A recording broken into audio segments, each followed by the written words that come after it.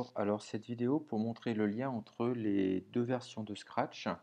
Donc ici j'ai l'ancienne version, la version 2, et là j'ai la version 3 qui est la dernière version.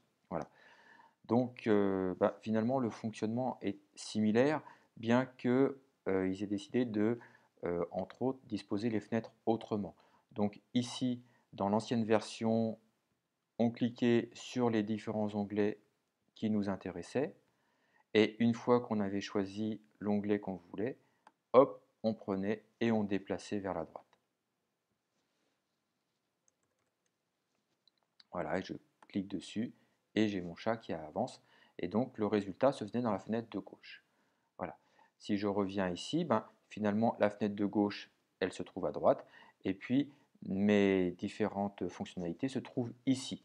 Voilà, j'y accède en cliquant là, mais je peux aussi y accéder directement en bougeant ici.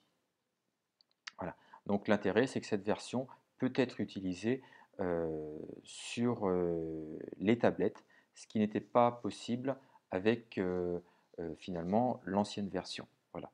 Même si jamais sur iPad, il existait une version qui s'appelait Pionki, qui était quand même assez très très proche, assez similaire. Voilà. Donc du coup, si jamais maintenant je remets les deux juste à côté, finalement on va retrouver exactement les mêmes catégories. Donc là j'ai la catégorie mouvement. Ici j'ai aussi la catégorie mouvement. Voilà, je vais faire gagner un peu de place.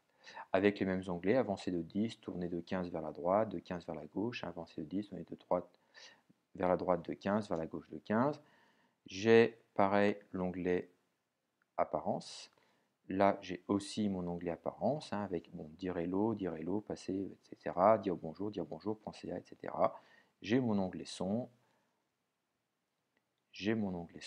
et ainsi de suite.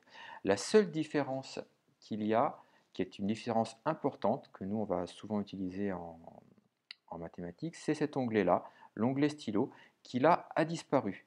Donc cet onglet, il va falloir le faire réapparaître parce qu'on risque d'en avoir besoin. Donc pour le faire réapparaître, on clique ici sur le carré avec le plus et on clique sur stylo.